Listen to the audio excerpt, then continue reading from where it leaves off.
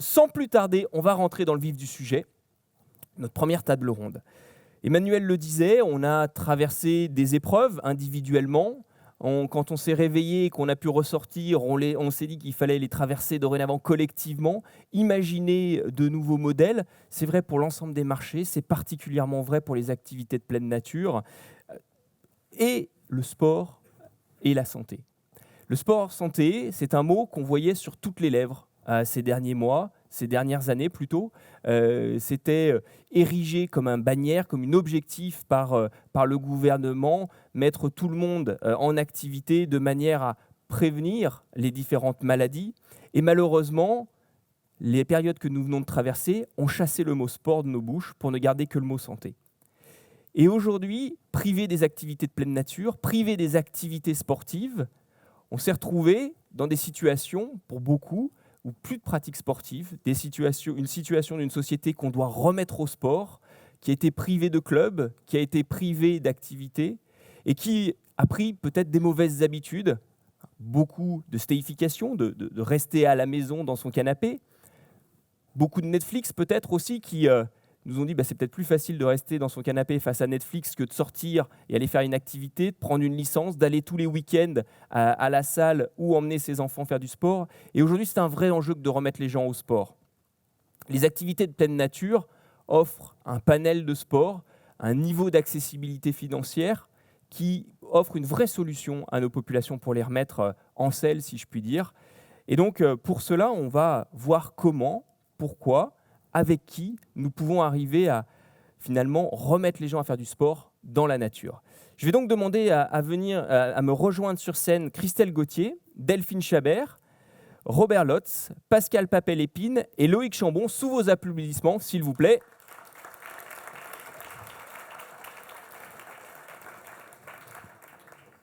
Allez-y, nous n'avons pas fait de plan de table.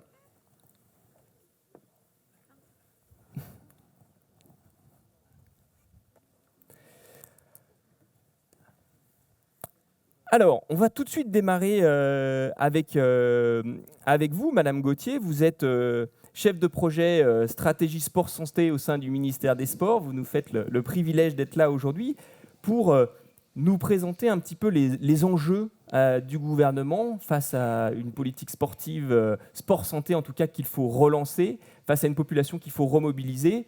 Quelles sont un petit peu les grandes directives au sein du ministère des Sports ? Bonjour à toutes et à tous. Et merci pour cette invitation. Je suis vraiment enchantée d'être avec vous aujourd'hui. Merci à la métropole de Grenoble-Alpes de cette organisation avec vous. C'est important de pouvoir se voir, d'en échanger directement. Alors, la stratégie nationale sport-santé, elle se fonde sur des constats, des indicateurs de santé en population générale qui étaient dès avant la crise sanitaire et au moment où on a élaboré cette grande stratégie en interministériel, particulièrement avec le ministère de la Santé, on avait déjà les preuves, malheureusement, d'une mauvaise santé générale de la population avec des effets délétères déjà démontrés d'une sédentarité croissante, considérée comme un peu le mal du siècle ou le nouveau mal du siècle après le tabagisme, ces effets délétères sur la santé. Donc, à la fois la sédentarité croissante, qui est un phénomène des sociétés occidentales, on va dire, lié notamment à la tertiarisation, aux écrans, et qui touche à la fois les jeunes, même les très jeunes, les actifs, les âgés, bref, tout le monde. Et qui se couple avec l'inactivité physique. Donc, au moment où nous avons pris cette décision d'élaborer la stratégie nationale sport-santé, je tiens à souligner que ce n'est pas une stratégie du ministère des Sports.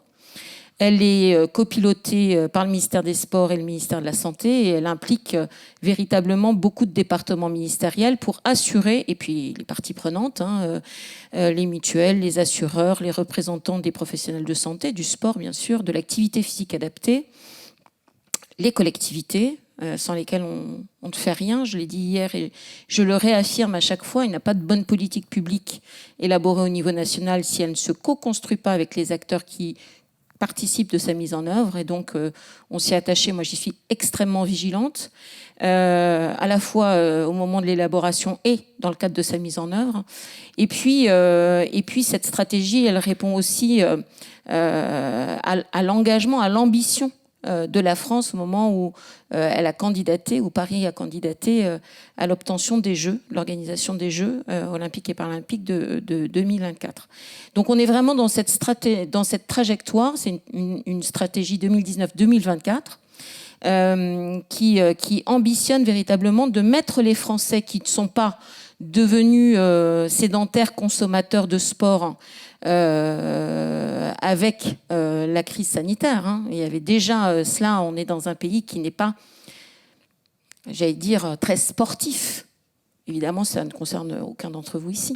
Mais globalement, on n'est pas un pays très sportif. On n'est pas un pays qui peut se comparer à nos homologues plus au nord, en tous les cas. Et même s'il y a des politiques ambitieuses, volontaristes, depuis nombre d'années, l'engagement du ministère des Sports concernait beaucoup les fédérations, avant tout, et la stratégie développée, notamment en termes de pratiques compétitive, technique des fédérations, et peu ou moins, en tous les cas, que ces dernières années, les conditions dans lesquelles la pratique du sport, la pratique des activités physiques et sportives, et puis largement l'engagement de le sport permet de contribuer à d'autres politiques publiques, et notamment celle de la santé.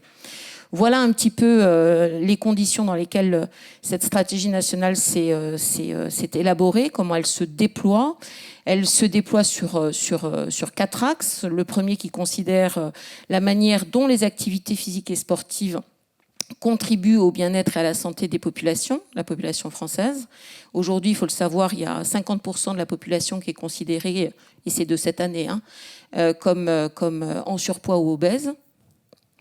Donc on a passé ce cap-là, et là pour le coup la crise sanitaire y a contribué, c'est indéniable.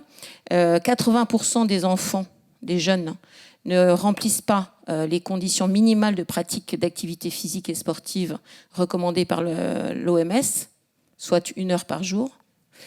Seulement 33% des adultes dans le temps de travail, dans la journée de travail, pendant le temps de travail, dans la journée de travail, pratiquent suffisamment d'activité physique.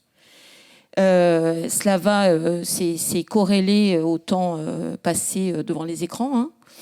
Et pour les seniors et les personnes avançant en âge, on sait que cette population va croître de manière très importante d'ici 2030-2050. Et on voit dès aujourd'hui, s'il n'y a pas encore d'incidence sur la durée de vie, il y a d'ores et déjà des constats qui indiquent qu'on a une dégradation de la qualité de vie en vieillissant. Donc on sait que c'est maintenant. Voilà. Donc sans être plus longue à ce stade, les raisons pour lesquelles nous engageons avec vous tous de manière volontariste, forte, et évidemment les activités de pleine nature sont un levier d'intervention majeur. Et alors, par rapport, vous disiez, un plan d'action 2019-2024, donc c'est un plan d'action qui précède la crise que nous traversons. Est-ce qu'il y a des réajustements qui ont été faits en fonction ou de toute façon on était déjà à un niveau tellement bas de pratique sportive que ça ne peut pas être pire? Alors, je ne crois pas que le catastrophisme soit aidant. On a un engagement au plus haut niveau de l'État. On a une prise de conscience de l'ensemble de la population mais qui reste insuffisant chez notamment les professionnels de santé. Tous sont conscients, je crois que la crise a aidé à cela au moins, tous sont conscients de l'absolue nécessité de remettre les gens en mouvement. Bien sûr, ça concerne le sport et toute activité sportive est une activité physique. Parce que souvent, il y a une dichotomie qui est faite. En tous les cas, on oppose l'activité physique à l'activité sportive. Renvoyer l'activité sportive à un lieu au lieu de la haute performance, certes. Mais pour un grand nombre de Français, pratiquer une activité physique au quotidien, c'est une performance. Et ce que nous apprend la crise, c'est que beaucoup de Français ont compris qu'il fallait pratiquer au quotidien une activité physique asportive, une activité physique adaptée parfois pour ceux qui sont malades, malades chroniques, atteints d'affections de longue durée, donc cancer, etc., qu'il fallait pratiquer une activité physique, c'était absolument vital. Donc pas de catastrophisme, juste de l'engagement. Et ce que nous apprend la crise, qu'elle conduit à réajuster, c'est effectivement encore plus de moyens déployés pour assurer que l'ensemble des personnes qui peuvent activer auprès des Français les conditions de cette pratique, donc l'encadrement, l'éducation, mais pas que les enseignants, hein, mais l'éducation, c'est la raison pour laquelle nous avons mis en place le dispositif 30 minutes d'activité physique quotidienne qui vise pour les enfants dès l'école élémentaire à assurer à minima 30 minutes en plus de l'EPS, 30 minutes d'activité physique au quotidien dans le temps scolaire. Évidemment, c'est complété avec le périscolaire et l'extrascolaire. Pour les actifs, nous déployons un grand plan donc qui est une mesure de mise en œuvre en fait, de la stratégie, d'activité physique et sportive en milieu professionnel, avec des outils directement adressés aux employeurs, qu'ils soient du secteur public comme du secteur privé. Pour les personnes âgées, je le disais, il y aura des temps organisés avec les CARSAT, notamment pour qu'au moment de la préparation à la retraite, et lorsqu'ils sont passés à la retraite, ils soient directement accompagnés.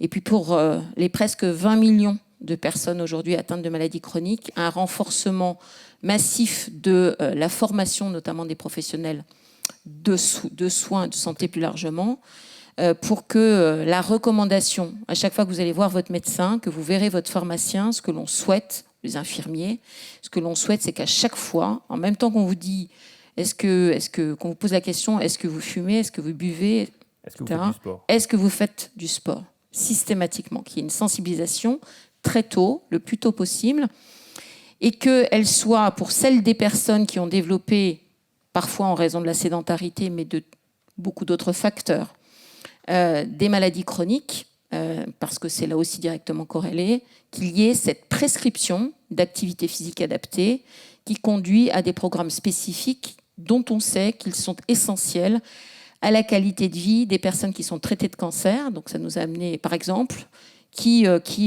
pour les malades qui souffrent de Parkinson aussi. Enfin, bref, toutes les maladies chroniques, il y a les preuves et les ALD, ceux qui souffrent de diabète, ceux qui souffrent d'hypertension, etc., etc. Les preuves sont faites que l'activité physique adaptée, bien sûr, conduit à des bénéfices très marqués notamment en termes de qualité de vie pour ces personnes.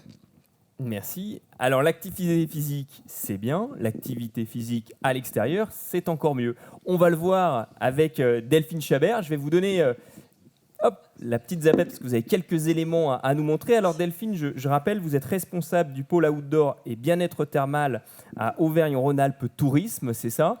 Et vous avez travaillé avec un groupe d'experts sur les bienfaits de l'activité physique en extérieur. Oui, tout à fait. Bonjour à tous. Donc, Auvergne-Rhône-Alpes Tourisme, en fait, s'est intéressé effectivement à l'impact positif de la montagne, l'environnement de montagne, l'environnement outdoor de façon générale sur la santé. Parce qu'en fait, on le sait, on le dit, on l'affirme, mais est-ce qu'on a des preuves scientifiques pour le dire et quelles sont-elles ? Alors, on n'est pas médecin, on fait du tourisme, donc on a essayé de chercher quelques éléments qui vont nous aider à prouver ça. Du coup, on a travaillé effectivement avec un cabinet d'études qui, en fait, a regroupé plusieurs études. En fait, ils ont fait une synthèse de toutes les publications scientifiques qu'ils ont pu trouver sur le sujet. Donc, c'est 150 études environ qui ont été recherchés et qui ont permis de trouver des éléments qui nous prouvent, entre guillemets, que d'être dehors dans un premier temps et en plus de pratiquer des activités dehors, c'est bénéfique pour la santé. Donc, en fait, on a l'ensemble de ces études nous ont permis donc au cabinet de prouver des bénéfices santé de l'environnement de montagne sur plusieurs facteurs qui sont la diminution du stress, l'amélioration de la fonction cardiovasculaire, la diminution du poids et le renforcement du système immunitaire. Et donc, on leur a demandé en complément des éléments sur l'activité. Il y a le fait d'être en extérieur et dans un environnement de montagne, mais aussi de pratiquer des activités outdoor dans cet environnement. Qu'est-ce que ça rajoute ? Est-ce que ça rajoute des bénéfices santé ? Oui, non. Et si oui, lesquels ? Alors encore une fois, je ne suis pas médecin, mais je vais essayer de vous décrire un petit peu ces bienfaits qui ont été démontrés. Donc on les a synthétisés en fait via des infographies que je vous présente ici. Donc il y a plusieurs éléments. Alors il y a des éléments, on va dire, qui sont liés plutôt à l'environnement. Et puis ensuite des bienfaits qui relèvent par contre de la pratique des activités, les activités les plus courantes. Encore une fois, ce sont les études qui ont été faites sur ces activités. Il n'y en a pas sur toutes, mais probablement qu'il y a encore à creuser sur les bénéfices possibles de ces différentes activités.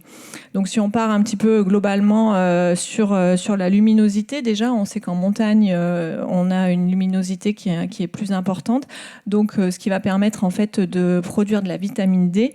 La vitamine D va accompagner en fait le travail des lymphocytes, ce qui va permettre de doper l'immunité. On sait aussi que le fait d'être en altitude et d'être exposé à la luminosité en altitude va nous permettre d'être mieux exposés, notamment aux UVB, puisque par exemple l'hiver, il faut être assez haut pour que les UVB touchent le sol, et du coup ça va développer notre immunité. Il y a beaucoup d'études qui ont été faites aussi sur les bains de forêt, ce qu'on appelle bains de forêt, qui est un petit peu à la mode aujourd'hui, qu'on appelle sylvothérapie aussi.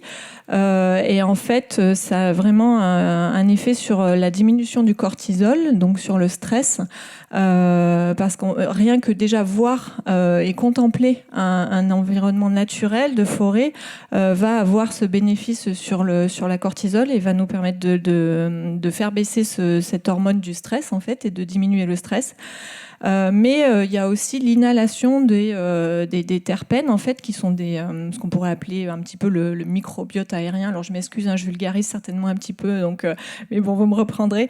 Mais du coup voilà, ça permet aussi d'inhaler ces métabolites qui sont produits par les conifères notamment, et du coup qui vont avoir un effet aussi bénéfique sur l'immunité en aidant les lymphocytes à vraiment développer leur force. On sait que plus la forêt est riche, plus elle est dense, plus la biodiversité est développée et plus les terpènes développés sont riches et sont bons pour notre santé. Sur le fait d'être en altitude, donc on le sait tous, quand on monte en altitude, on a donc le taux d'oxygène qui diminue, donc on est dans une zone d'hypoxie, et ce qui fait que du coup notre corps va chercher d'autres moyens, va développer d'autres voies pour faire passer le sang, et du coup la pression artérielle va être diminuée. Il y a notamment une étude suisse qui nous dit qu'une exposition déjà à partir de 500 mètres, une exposition assez longue, mais va vraiment réduire le risque cardiovasculaire. Donc au niveau de l'altitude, on a ces bénéfices-là. Et puis on a aussi pas mal de choses sur la lutte contre le surpoids. Effectivement, on en parlait tout à l'heure, mais c'est vrai que le fait de monter en altitude ou de vivre en altitude va baisser notre appétit et faire en sorte que notre satiété soit développée plus rapidement grâce aux hormones pareil, qui sont développées en altitude, la gréline et la leptine, qui soit montent, soit descendent, et qui nous permettent d'être rassasiés plus vite. Même si au ski on mange beaucoup, c'est parce qu'on se dépense beaucoup aussi l'hiver. Donc on a aussi une baisse de la tension artérielle en altitude parce qu'effectivement on a ce volet cardiovasculaire. Enfin, au niveau de l'environnement, on a observé, on a des études qui nous disent que les cascades, en fait, du fait de la scission des molécules d'eau, vont produire des ions négatifs qui sont très bénéfiques aussi à la santé et qui vont réduire le stress et également booster le système immunitaire. Donc ça, c'est vérifié aussi pour des expositions relativement courtes, déjà de 30 minutes. Ça suffit à avoir avoir ce bénéfice qui va être observé. On a la même chose sur la partie hiver, simplement on a en plus le froid, l'exposition au froid qui en fait va augmenter la dépense énergétique, augmenter les calories dépensées et du coup va encore accentuer ces effets bénéfiques de l'environnement, de la montagne et de cet environnement extérieur. Alors si on se penche un peu plus sur la pratique des activités, finalement, on a l'ensemble de ces expositions et de ces bienfaits qui vont être accentués par la pratique des activités, notamment l'hiver, puisqu'en fait, quand on regarde les activités type ski de fond, raquettes, ce sont des activités d'endurance qui vont encore plus augmenter les bénéfices sur les capacités cardio-respiratoires notamment.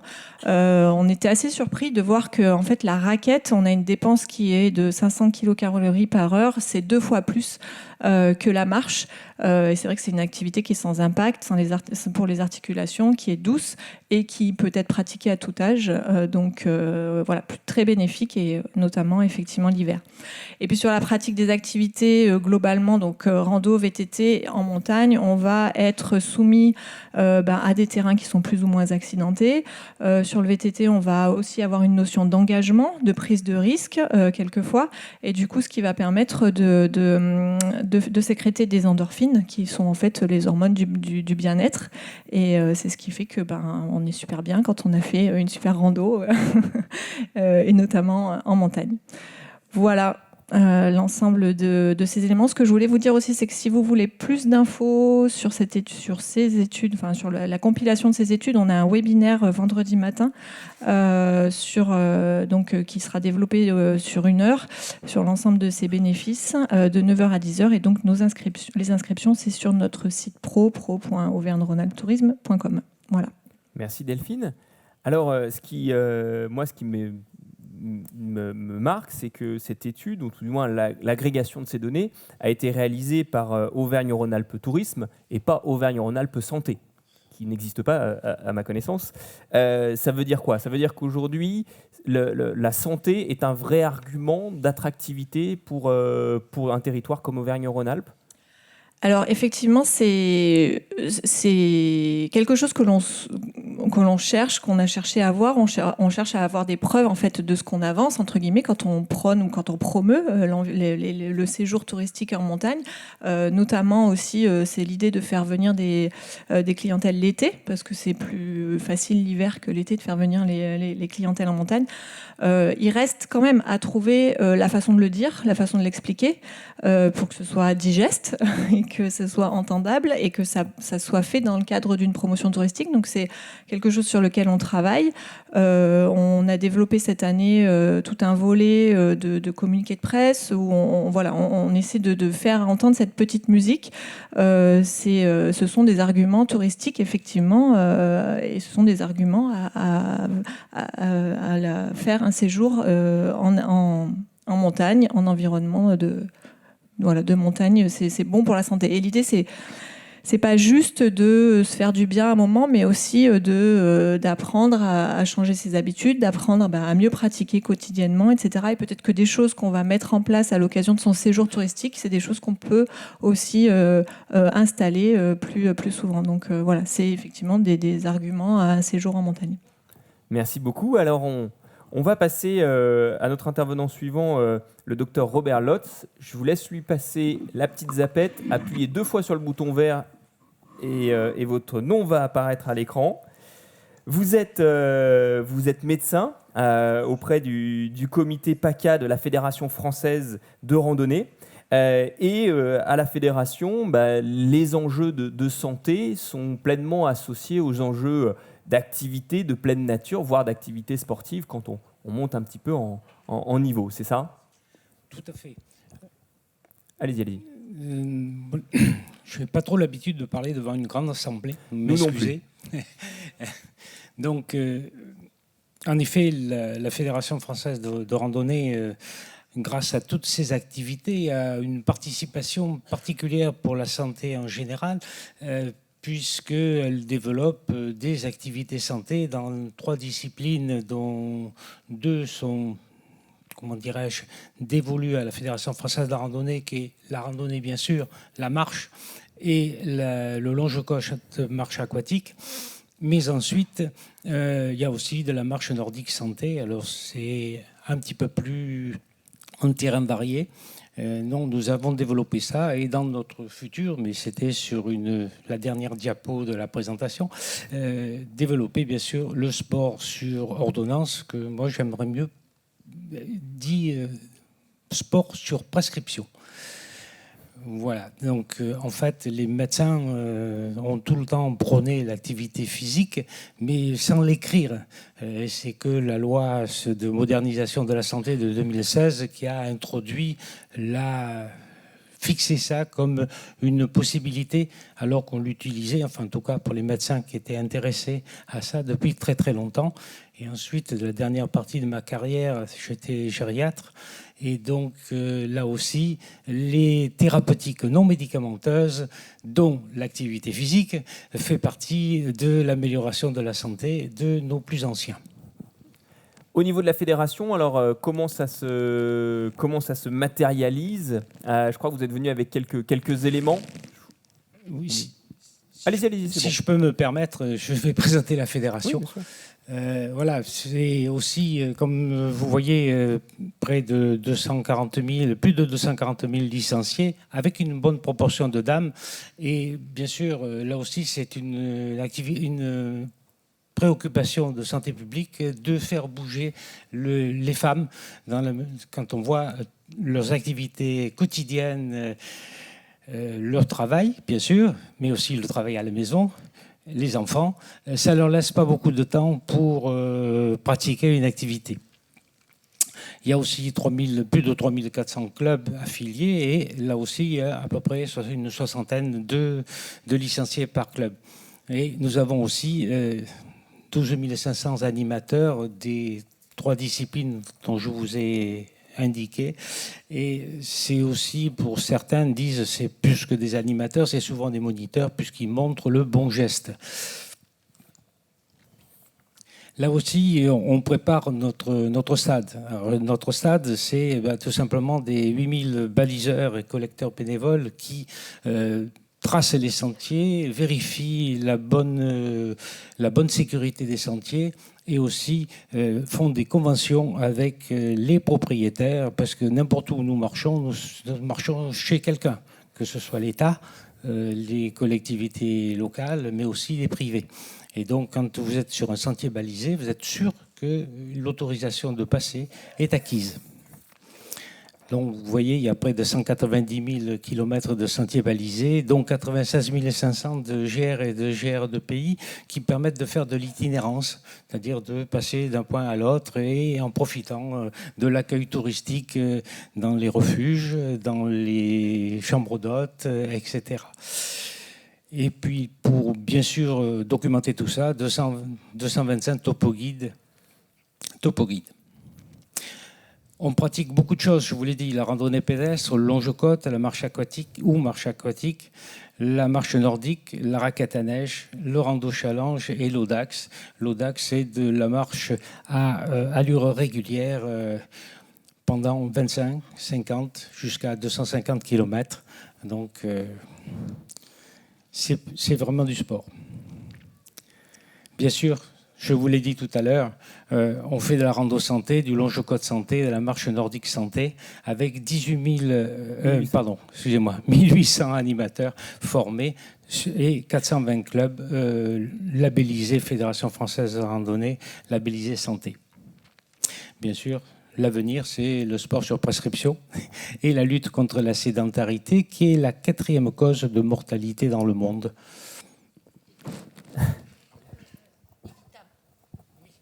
Évitable, effectivement.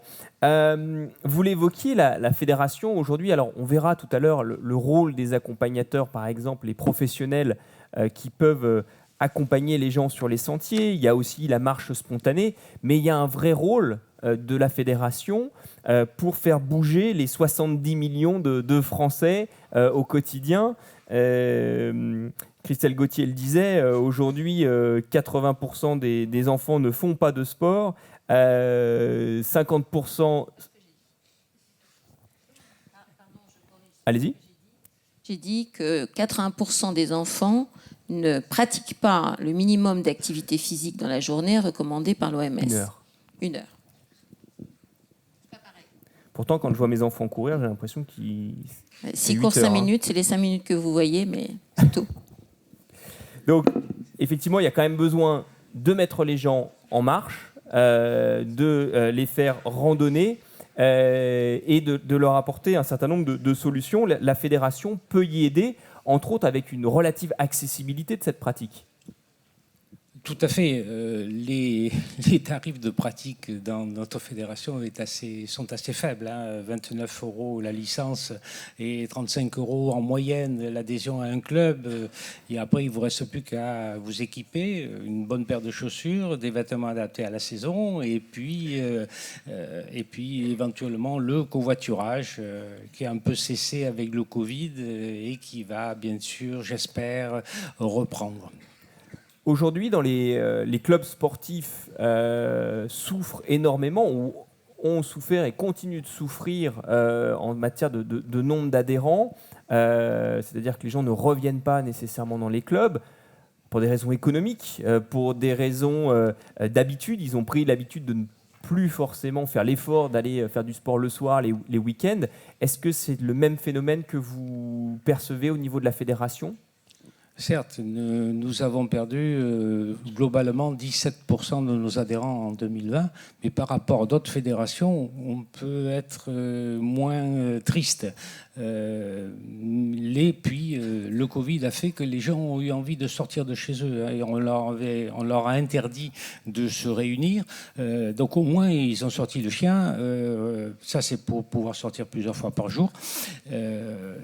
Donc la Cani Rando ?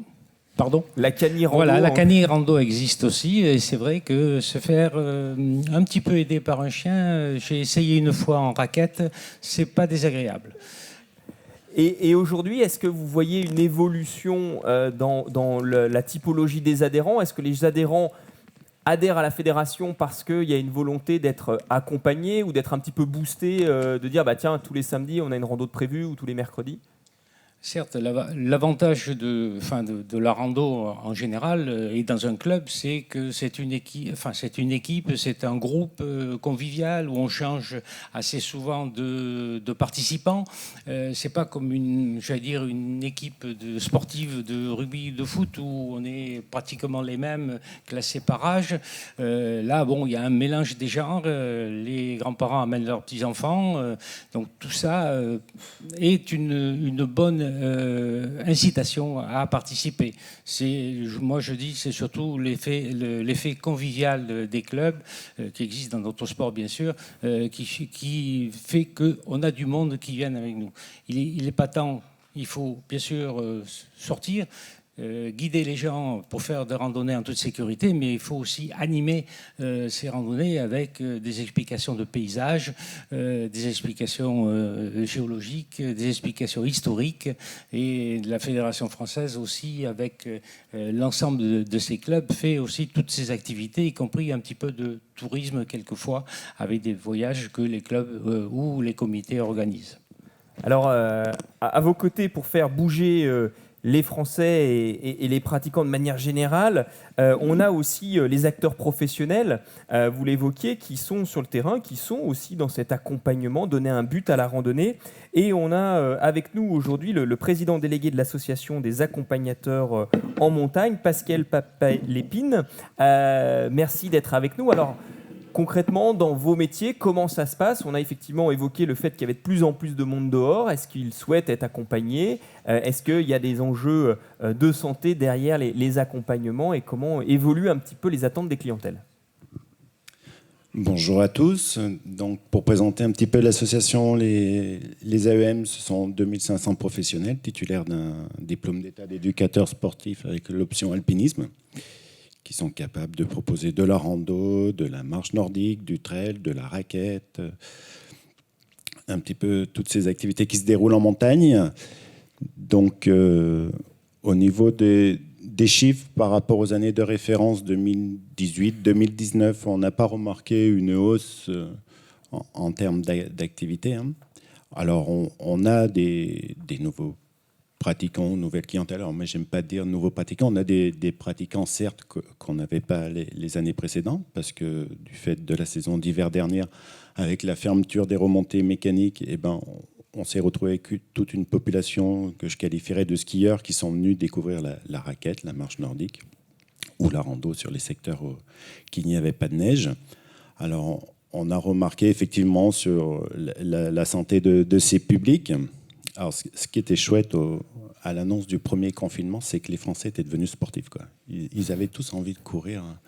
À l'annonce du jour où on leur dit qu'il fallait rester enfermés, ils sont tous découverts une âme sportive. C'était plutôt chouette. Et après, on a remarqué, donc, effectivement, sur la saison estivale suivante, quand nous avons récupéré ces publics, moi, personnellement, au début, ça me faisait un peu sourire. Je disais, ouais, c'est pas au bout de 2-3 mois qu'on perd autant de conditions. Mais on sentait que, surtout sur le public adulte, ils étaient quand même en difficulté au niveau cardio, au niveau respiratoire. On le voyait bien. Et après, sur l'hiver dernier, avec les secondes étapes, on a remarqué ça aussi, même sur des publics plus jeunes, les enfants qui ne pratiquaient plus en club, et ils étaient également dans cette difficulté. Donc, certes, il a fallu s'adapter sur nos activités en fonction de ces personnes, de ces clients. On a fait plus attention, on était plus attentifs à eux. Et ils avaient besoin aussi de retrouver un lien social, de sortir de ces grands espaces. On l'a évoqué hier, alors on s'est retrouvé avec beaucoup de monde sur le milieu montagnard à gérer. Alors, on a parlé des applis hier, je ne vais pas revenir sur la journée d'hier, mais effectivement, il y a un tas d'outils, de matériel qui leur est proposé, qui est mis en place. Mais il faut gérer après ces flux, il faut organiser, parce qu'on est dans un milieu spécifique, dans des milieux fragiles, et donc il faut encadrer un petit peu toutes ces personnes. Et donc le bénéfice de la randonnée, on parle du sport santé sur cette table ronde, effectivement, on voit que la marche nordique que nous encadrons arrive à chaque fois dans les premières places avec la randonnée, donc sur des pathologies différentes. Effectivement, pendant les confinements, on a pu encadrer cette activité sur de la prescription médicale. Certains qui avaient des prescriptions ont pu, malgré le confinement, continuer à pratiquer leur activité. Donc, c'était plutôt chouette. Mais il y a un besoin de faire bouger les gens. Et on se rend bien compte que sur un public jeune, par exemple, nous avons eu l'hiver dernier, c'est un public qui n'a pas l'habitude de bouger et qu'il faut vraiment être attentif, faire bouger. Vous nous dites que vous n'avez pas forcément vu une augmentation de la pratique.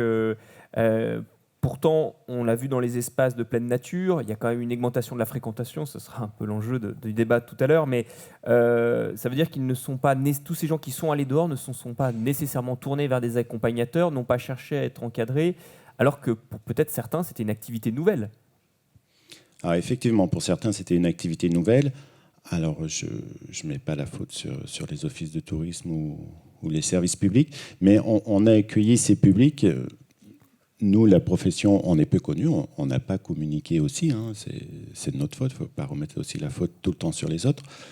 Mais non, ces publics ne se sont pas forcément tournés vers un encadrement professionnel, malgré le gros flux qu'il y avait sur le territoire. Alors que j'imagine que l'enjeu aussi d'acteurs comme les vôtres, c'est d'apprendre aux gens à marcher, d'apprendre à marcher dans des milieux entre guillemets hostile. On n'est pas sur un trottoir asphalté lisse. On n'a pas forcément un passage piéton qui nous matérialise là où on a le droit de traverser une rivière. J'imagine qu'il y a toute cette formation que vous pouvez apporter en tant qu'accompagnateur. Alors effectivement, c'est là où je voulais en venir. On sait, je pense que dans la salle, tout le monde sait marcher depuis ces 1 an. Et en termes de pratique, comme disait monsieur, une bonne paire de chaussures, un sac à dos, tout le monde est capable de faire de la randonnée. Donc le milieu est, je dirais, ouvert à tous. Et c'est très bien. Après, il faut quand même encadrer ces gens-là. Comme vous l'avez dit, on est sur un milieu spécifique. Alors, je n'ai pas vu nos collègues du secours en montagne ce matin, mais ils étaient présents hier.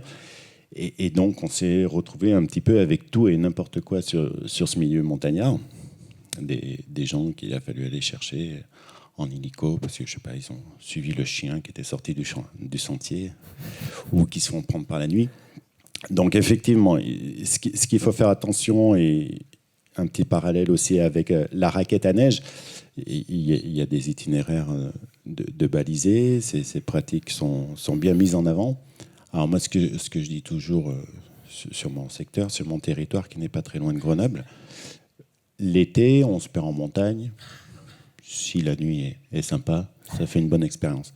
En raquette à neige, sur les itinéraires balisés, moi je le vois quand je fais mes retours de station en fin de journée, on en recolle tous les soirs au groupe qui sont énervés, qui sont perdus, ça fait 3 heures qu'ils tournent, pourtant ils sont à 200 mètres du chalet. Mais voilà, c'est comme ça. L'hiver, vous passez une nuit dehors, pardon, c'est moins marrant. L'expérience est moins intéressante. Voilà, ça laisse un moins bon souvenir si on se réveille encore le lendemain matin. Donc il faut également bien mettre l'accent que effectivement la pratique, la discipline est ouverte à tout le monde, mais le milieu, il faut vraiment faire, alors vous allez dire que je prêche pour ma paroisse, mais faire appel à un professionnel qui est capable d'apporter une autre valeur à votre randonnée, et qui vous explique le respect des milieux, de tout ça.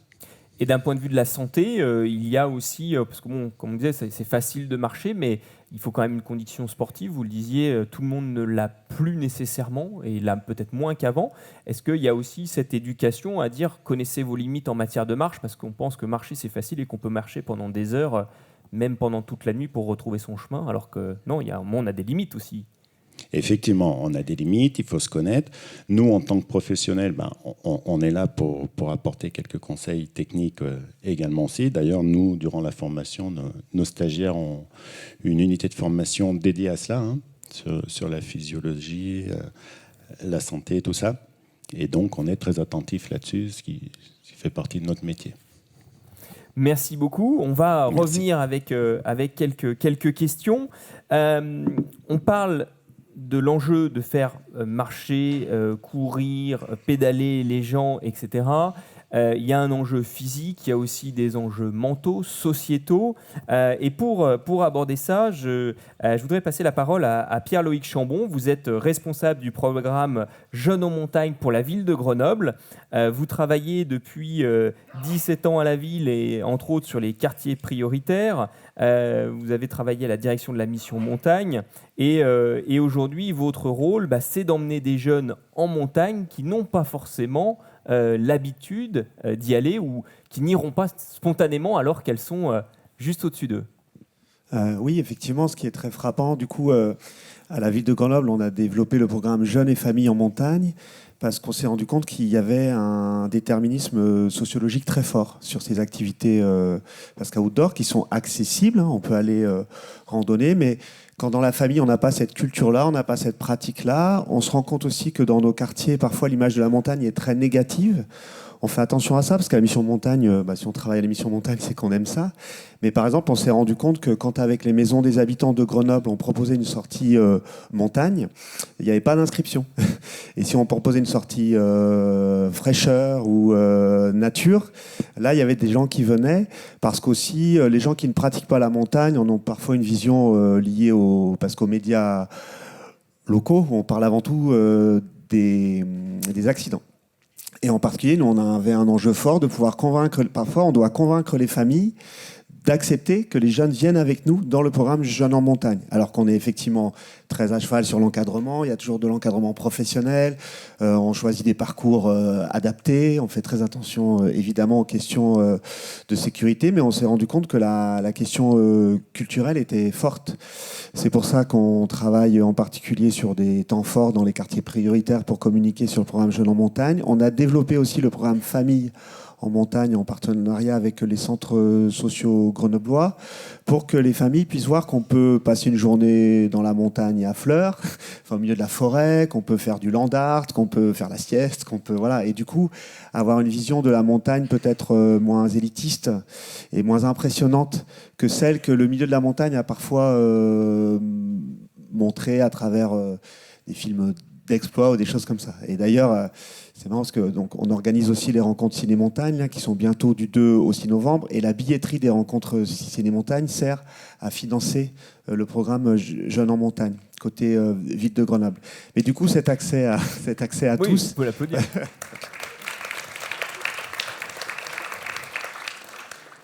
Et du coup, cet accès pour tous, il est important. Donc, il y a vraiment à convaincre, accompagner, rassurer. Et puis aussi, on s'est rendu compte aussi, après le confinement, qu'il y avait une envie spontanée qui est venue d'aller prendre l'air. Et là, par contre, on a vu beaucoup de personnes, grenobloises y compris, hein, qui vivent au milieu des massifs, qui n'avaient pas la culture, n'avaient pas cette culture-là, n'avaient pas connaissance des bonnes pratiques. On a vu des lieux où on a eu beaucoup de monde, avec parfois des problèmes de respect de l'environnement sur place. Et donc aussi, c'est pour ça qu'on a développé, dans le cadre de Capitale Verte européenne, qui sera en 2022, on développe un projet de bivouac à la Bastille. Avec l'école d'archi de Grenoble, on va mettre des cabanes sur le glacis de la Bastille. Et l'idée, c'est de faire un lieu intermédiaire, où on découvre la nuit en montagne de manière rassurante pour les familles. Le CHU n'est pas très loin, donc tout va bien. Puis il y a une route. Voilà. Et en même temps, voilà, c'est un lieu intermédiaire, un lieu tremplin, pour peut-être après pouvoir aller en montagne. Et on va profiter que les gens soient dans ce lieu-là avec un gardien de refuge pour qu'on puisse expliquer c'est quoi une nuit en montagne. On part avec ses affaires, on repart avec ses déchets.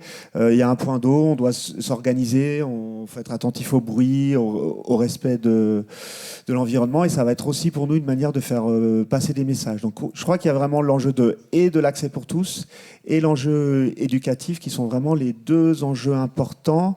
Parce qu'on se rend compte quand même, les études le montrent, hein, que les sports outdoor aujourd'hui sont quand même pas ouverts à tous. Et contrairement à d'autres sports, je sais pas, comme le foot ou le basket ou plein d'autres choses, on a un vrai enjeu que tous les publics puissent avoir accès, et un enjeu pour la ville de Grenoble évidemment au milieu des massifs, que tous les petits Grenoblois et toutes les familles puissent avoir accès à cet environnement qui est magnifique. Aussi parce qu'on sait qu'on ne protège et on ne respecte que ce que l'on connaît bien. Et donc, si on veut avoir des enjeux de respect de l'environnement, c'est très important que les Grenoblois et globalement les Français connaissent cet environnement. Un peu comme à Marseille, c'est important que tous les petits Marseillais puissent avoir accès à la mer et connaissent la côte, etc. Et ben, à Grenoble, on a aussi cet enjeu. Il y avait un dernier enjeu que vous me citiez en préparant cette table ronde, qui était l'enjeu de l'effort. La logique de progression, de comprendre que l'effort, c'est pas tout de suite pour atteindre le sommet, qu'il y a des paliers, et c'est quelque chose dont on manque dans notre société en matière d'éducation aussi, d'avoir le goût de l'effort. C'est vrai que ces activités, elles portent plein de valeurs de manière naturelle qui sont intéressantes pour nous. Il y a déjà le groupe, hein, c'est-à-dire on part ensemble, on revient ensemble, on n'en laisse pas un au fond, etc. Donc ça, c'est des valeurs qui sont importantes, hein, et que à la fois les profs de collège et de lycée et les animateurs socioculturels qui sont avec nous sont intéressés par ces questions-là. Il y a la question effectivement de l'effort et du plaisir d'avoir réussi à atteindre qui le refuge, qui a un petit sommet, qui a un lac, etc. Et voilà, ça c'est important. Et puis aussi, le portable passe pas toujours. Et donc ça c'est intéressant aussi. On se coupe, c'est un instant à part, on prend le temps. On se coupe un peu du réseau.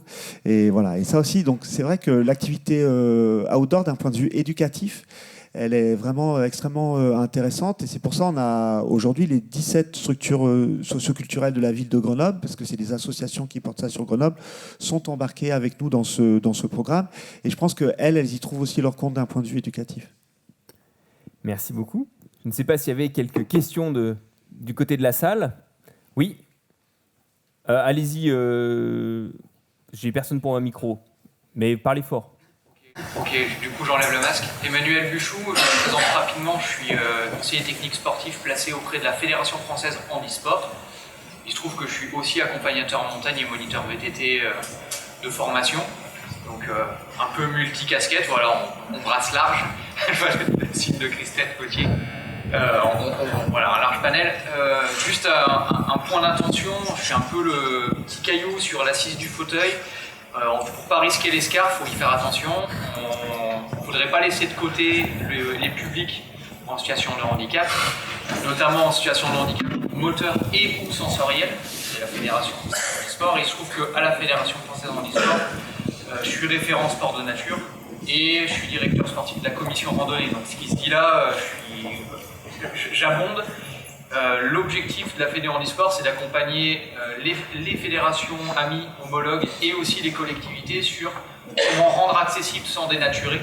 Parce qu'on a un historique de se dire, ben voilà, pour rendre accessible, on a l'image du fauteuil, voilà, alors un fauteuil roulant classique qui doit pouvoir rouler partout. Et donc on va bitumer, on va dénaturer le milieu, et sauf qu'on ne rend pas accessible le milieu, on l'a juste dénaturé. Et le gain qu'on a vu, qui était présenté tout à l'heure par... c'est Delphine, je crois. Delphine, oui. Sur l'impact du milieu pour la santé. Si on dénature le milieu, forcément, on va moins bien impacter la santé des personnes qui vont aller dedans, parce qu'on aura dénaturé.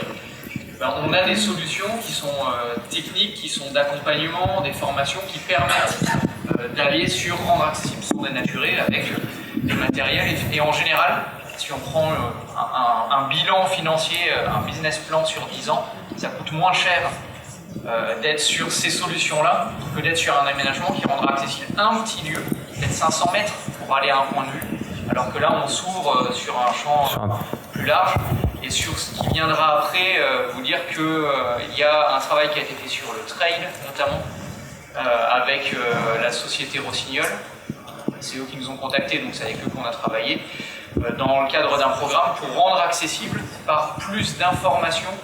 Ça paraît pas grand-chose, mais finalement c'est important, sur le type d'obstacle qu'on va rencontrer, sur le type de roulabilité, de facilité à poser le pied pour quelqu'un qui serait avec un handicap orthopédique, un hémiplégique, j'utilise des mots techniques, désolé, hein, mais des personnes mal marchantes, des personnes qui ont besoin d'accompagnement, des déficients visuels. Est-ce que mon guide va pouvoir être à côté de moi, la largeur?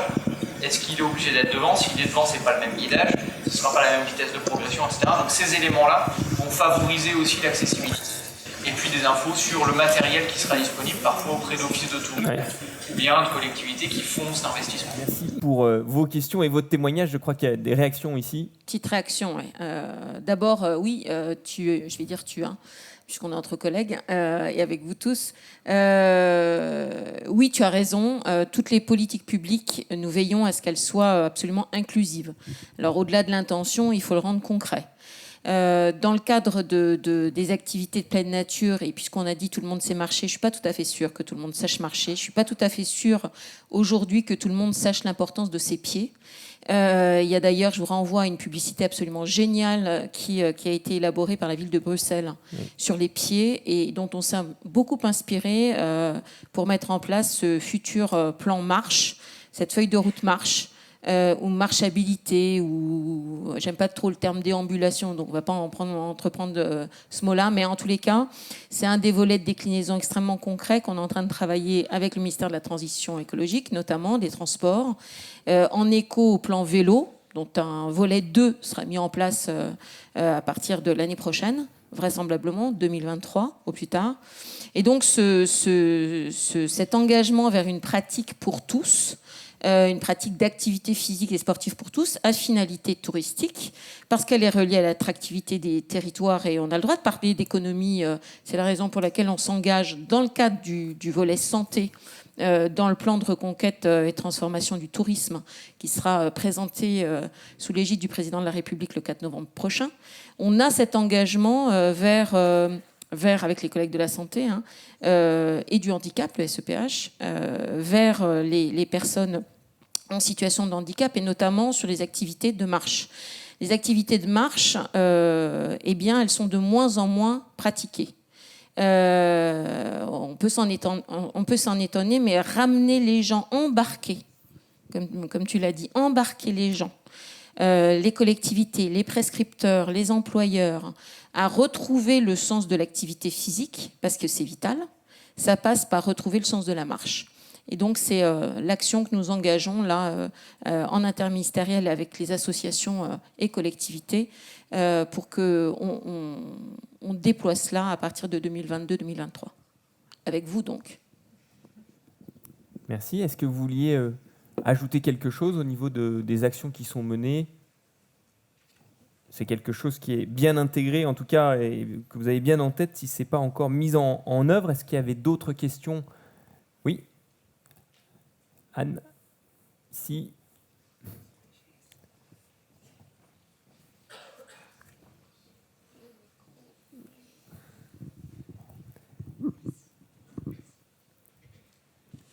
Bonjour. Du coup, moi je m'appelle Élise Adrien, je suis étudiante et je me posais la question parce qu'on a parlé beaucoup des jeunes, beaucoup des actifs et des étudiants, on n'en a pas parlé. Et à titre d'exemple, je suis en licence de chimie et trouver du temps pour faire du sport. Alors moi, je le prends le temps, mais on entend beaucoup d'étudiants qui disent j'ai pas le temps ou après j'ai arrêté le sport pendant mes études, je l'ai repris après. Et je me demande comment on peut faire pour intégrer ça dans notre quotidien en fait. Bon. L'éducation, je crois que c'est plus votre domaine au niveau de l'État. Mais... Non, mais ça tombe bien, j'ai des choses à dire. Ça pourrait ne pas être le cas. Alors, tout d'abord, avec l'ANESTAPS, donc il y a une association qui représente les étudiants en STAPS et qui travaille au-delà sur effectivement les conditions d'activité physique et sportive, de pratique des étudiants. L'ANESTAPS organise un éducathon qui a pour thématique transversale le sport-santé, la santé pour les étudiants par l'activité physique et sportive. Et c'est ce vendredi, là, 22. Donc, je vous renvoie au site de l'ANESTAPS. C'est important de participer, de voir, de contribuer, de questionner, parce qu'effectivement, il n'y a pas le problème, et tout à l'heure tu le disais, c'est que pour bien appréhender quelque chose, il faut d'abord comprendre pour respecter. Comprendre et respecter, ça passe par la compréhension de l'importance de l'activité physique, et c'est vrai pour les étudiants. On l'a vu là sur la période de Covid, ça a été la cata, on peut dire ça comme ça. Donc, il faut bien comprendre pour trouver non seulement les moyens de rompre la sédentarité. D'ailleurs, on devrait tous se lever parce que ça fait pas loin d'une heure qu'on est assis. C'est pas très génial, c'est pas tout à fait génial. Debout, hein. Hop, on se lève. En tous les cas, moi, je vous invite à vous lever un tout petit peu. Allez, pour se lever. Dégourdir les jambes, parce que voilà, la journée va être longue. On a le droit, hein. Une, deux. Voilà, faut pas non plus que ce soit une injonction. Rasseyez-vous si vous voulez. Donc, pour les étudiants, il y a l'éducathon là qui se passe ce vendredi. C'est vraiment pour trouver avec les UFR, avec le ministère de l'Enseignement supérieur avec lequel on travaille beaucoup. Et d'ailleurs, la nouvelle sous-directrice, pardon de faire un peu de technique techno, à la qualité de vie des étudiants, c'est l'ancienne directrice des sports. Donc il y a une vraie volonté d'amener l'activité physique et sportive davantage dans le quotidien des étudiants. Donc on est dessus. On a lancé une enquête avec l'ANESTAPS pour documenter ce phénomène-là, et on va essayer de trouver des solutions dans le respect de l'autonomie des universités, pour que vous ayez plus de solutions de pratique. Voilà où on en est. Merci. Vous pouvez vous rasseoir. Asseyez-vous. Et c'est rigolo parce que dès qu'on se lève, on se met à parler. Et donc il y a vraiment un rôle social finalement dans... non mais pas vous, notre public s'est enthousiasmé à l'idée de se mettre debout. Donc on voit qu'effectivement on arrive à lier le sport physique, le sport ou la santé physique et la santé mentale avec ces activités. Monsieur... Pardon, oui, juste je voudrais rebondir. Monsieur Lotz, est-ce qu'au niveau de la fédération, il y a... je sais que souvent, les fédérations sont un petit peu la porte d'entrée, entre autres pour les jeunes, pour pratiquer. Sur la Fédération française de randonnée, si je ne dis pas de bêtises, l'âge moyen est un petit peu différent d'autres fédérations. Est-ce qu'il y a des actions plutôt à destination des étudiants, des jeunes, pour essayer de rajeunir vos adhérents et vos pratiquants ? Nous aimerions bien rajeunir l'âge de nos pratiquants. je ne devrais pas le dire, mais l'âge moyen des licenciés, c'est la soixantaine. Donc on aimerait bien voir des jeunes. Mais les jeunes aiment de l'action, du dynamisme. Et tout à l'heure, je vous ai parlé de l'Audax, par exemple, qui peut faire 250 km à une moyenne de 5 km/h. Vous voyez ce que ça peut donner. Essayez un petit peu pendant un quart d'heure. Et puis, la raquette, je suis désolé, mais c'est aussi de l'activité physique. On dit que c'est beaucoup mieux que la marche. Ceci dit, la raquette sur du terrain un peu meuble, c'est bien, mais si vous marchez sur le même terrain sans raquette, je crois qu'on dépensera beaucoup plus. Ceux qui se sont retrouvés un jour coincés dans un milieu très enneigé, sans équipement, le savent.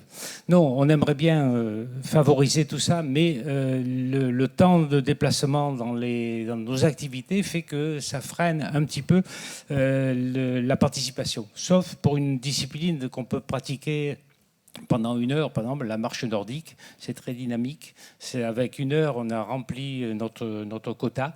Et c'est peut-être sur ce point de vue-là, sur des sorties nocturnes, enfin, du moins vespérales, on peut espérer avoir. Mais on n'a pas de...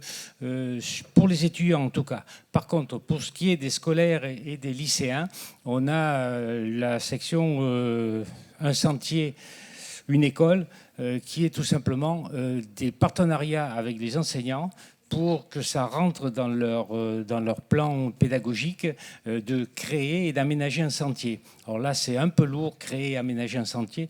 Par contre, on peut développer sur des sentiers déjà existants avec l'enseignant si ça fait partie de son projet pédagogique. Et là, on peut donc favoriser la connaissance du terrain et du milieu de ces étudiants. Près de chez moi, La Ciotat, il y a quelqu'un qui a un club ambition qui tout simplement amène des lycéens sur des hauts sommets et ça marche très très bien. C'est un bel engagement de sa part. Merci. Vous voulez ajouter quelque chose? Oui, c'était juste, en fait, on fait le même constat en fait au niveau tourisme, c'est-à-dire que on retrouve des familles jusqu'à un certain âge, entre guillemets, les enfants vont accompagner leurs parents en vacances et donc vont pratiquer la montagne. Et effectivement, à partir de 18-19 ans, on les perd, on a un petit creux, voilà, où on perd les pratiquants. Et c'est un enjeu qu'on a identifié, bien sûr, aussi au niveau d'Auvergne-Rhône-Alpes Tourisme. Et on a depuis plusieurs années développé un programme Régénération Montagne dont l'enjeu est de faire revenir en fait ces clientèles ou jeunes à la montagne et de rendre en fait l'environnement de montagne de nouveau intéressant et attractif pour ces populations-là. Donc ça passe aussi par l'enjeu touristique, effectivement. Merci. On avait une dernière question ici. Bonjour. Je m'appelle Tassia Constantinidis et je suis designer et étudiante à l'UIT. Et ça fait 2 ans que je travaille sur les problématiques de sédentarité. Donc j'ai notamment écrit un mémoire sur la place du sport à l'école primaire. Et en fait, pendant ces 2 ans, je me suis rendu compte que la problématique majeure, c'était l'absence de communication. Donc je me demandais si en fait les 5 personnes qui sont présentes aujourd'hui se connaissaient avant d'arriver à cette conférence et si vous travailliez ensemble parce que il y a beaucoup d'initiatives super qui sont mises en place de la part des 5 personnes et qui sont admirables. Mais le problème, c'est que par exemple, Monsieur Chambon, qui est responsable du programme Jeunes en montagne, est-ce que vous travaillez avec le président délégué de l'association des accompagneurs en montagne qui du coup se retrouve derrière avec des problèmes de personnes qui ne connaissent pas leur existence, avec des problèmes d'étudiants qui ne se rendent pas assez en montagne, etc. Donc je voulais savoir si en fait l'ensemble des projets que vous mettez en place, etc., est-ce qu'il y a des liens entre eux? Est-ce qu'il y a des projets communs? Est-ce que vous vous connaissez? Est-ce que ce ne serait pas la première piste de travail à approfondir? Allez-y. Je commence et puis on tourne, c'est ce qu'on s'est dit.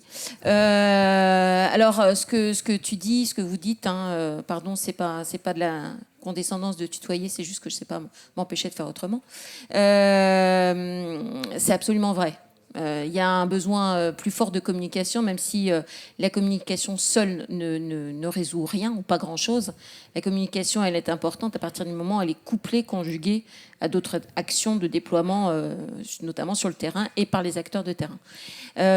Donc, un exemple de communication, puisqu'on est sur le sport santé ce matin, qu'on a souhaité mettre en place en écho à celle du mois sans tabac qui se déploie depuis plusieurs années.